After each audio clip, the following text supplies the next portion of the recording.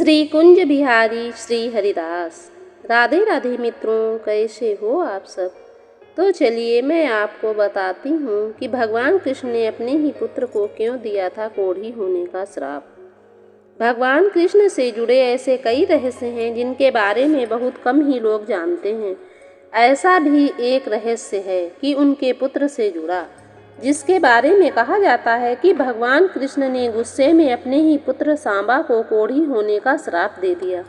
इसके पीछे की कहानी बड़ी ही रोचक है। कहते हैं भगवान श्री कृष्ण ने श्राप से मुक्ति पाने के लिए सांबा ने सूर्य मंदिर का निर्माण करवाया था, जो अब पाकिस्तान के मुल्तान शहर में स्थित है। इस सूर्य मंदिर को आदित्य मंदिर के नाम से भी जाना जाता है। वैसे तो श्री कृष्ण की कई रानियां थीं, इनमें से जामवंत की पुत्री जामवंती भी थी। श्री कृष्ण और जामवंती के विवाह के पीछे की एक कहानी है। पुराणों के अनुसार बहुमूल्य मणि हासिल करने के लिए भगवान श्री कृष्ण और जामवंत में 28 दिनों तक युद्ध चला था। युद्ध के दौरान जब जामवंत ने कृष्ण के असली रूप को पहचान लिया तो उन्होंने मणि समेत अपनी पुत्री जामवंती का हाथ भी उन्हें सौंप दिया था।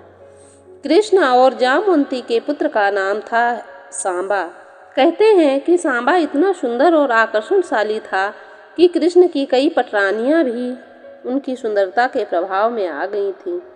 कहते हैं कि सांबा के रूप से प्रभावित होकर एक दिन श्री कृष्ण की एक रानी ने सांबा की पत्नी का रूप धारण कर उसे आलिंगन में भर लिया था। लेकिन ऐसा करते हुए श्री कृष्ण ने उन दोनों को देख लिया था। इसी बात से गुस्सा होकर श्री कृष्ण जी ने सांबा को कोढ़ी हो जाने का श्राप दे दिया। पुराणों के अनुसार महर्षि कटक ने सांबा को कोढ़ से मुक्ति का उपाय बताते हुए सूर्य देव की उपासना करने को कहा था। इसके बाद सांबा ने चंद्रभागा नदी के किनारे मित्र वन में सूर्य देव का एक मंदिर बनवाया और 12 सालों तक सूर्य देव की कड़ी तपस्या की। कहते हैं कि सूर्य देव ने सांबा की तपस्या से प्रसन्न होकर उसे वरदान दिया और कोढ़ी से मुक्ति पाने का चंद्रभागा नदी में स्नान करने को कहा।